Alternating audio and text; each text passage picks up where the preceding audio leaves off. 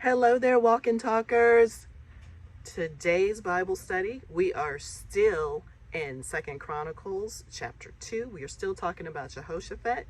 Jehoshaphat and his people are about to be attacked by 3 different armies. So he has called for a fast, and now he has gathered everyone in an assembly, and he is making his speech. He is doing a prayer talk with God right now. So let's hear what he has to say. This is starting in verse 5, chapter 20 of 2nd Chronicles.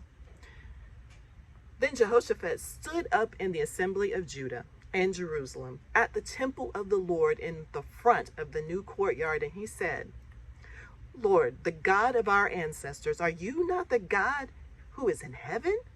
You rule over all the kingdoms and the nations. Power and might are in your hand, and no one can withstand you. Our God, did you not drive out the inhabitants of this land before your people Israel and give it forever to the descendants of Abraham, your friend? For we have no power to face this vast army that is attacking us. We do not know what to do, but our eyes are on you. All right. So Jehoshaphat had a lot to say to God. Now, it seems that God would know all of this, right? God knows what he has done for Israel. He knows what he's done for Judah, and he knows what he's done for Jehoshaphat. He knows what he's done in the past. So why does it take us sometimes having to say these things to God in our prayers? Well, sometimes we forget. We forget what God has done for us. And it is a great idea to remind God, yes, I remember what you did for us. Yes, God, I know what you're capable of because I've seen what you have done in the past. And when you do that, you're reminding God that you're giving him all the glory. You're giving him all the power. You're giving him all the credit for what he is about to do. The other thing this does is it lets people who are watching from afar, it lets them know how you are accomplishing the things that you're doing. A lot of times we want to say, we're the ones that did this. I did this. That's right. I worked really hard and things came through.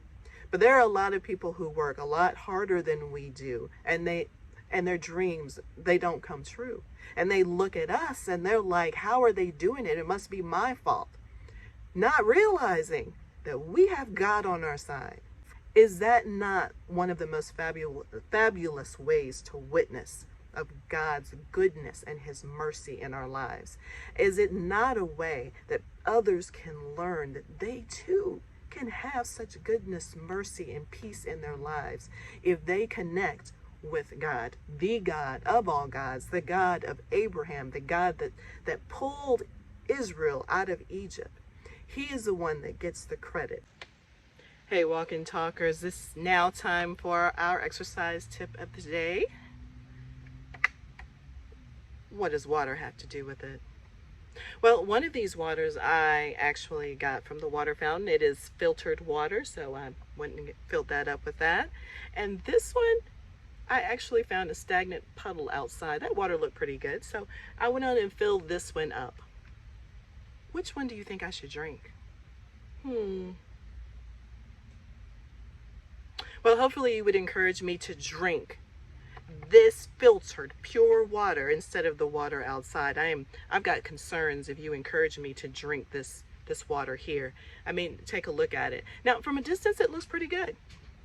You may not even see the little pieces in there.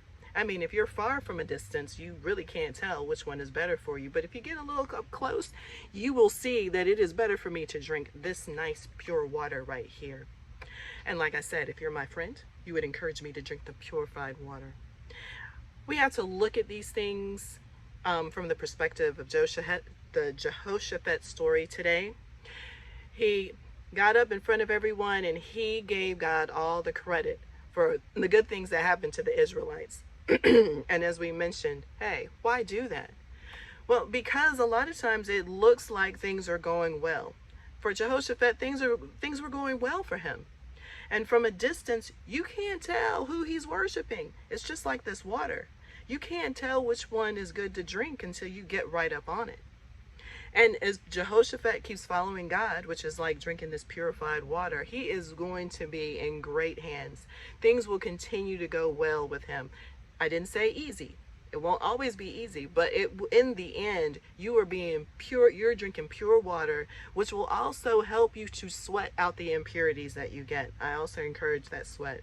On the other hand, if you take a look at the little pieces in here, this is not something I would encourage someone to drink. This is not good for you. There's no telling what is in this water, and it will destroy your insides, and you won't even know why you are destroyed. So if you want to be a friend, if you want to be a witness, you encourage this good, clean water. Hey, and as for exercising, this is a great thing to drink. In comparison to all of the other drinks that are out there, this water is very purifying. Now, you have your Gatorades and things like that that help you if you are really sweating and doing crazy stuff, like football players who are playing out in this 98-degree heat. They need a little something extra. But just for you on a daily basis, water is a really good thing to drink daily. All right, walk and talkers, make sure you drink your water.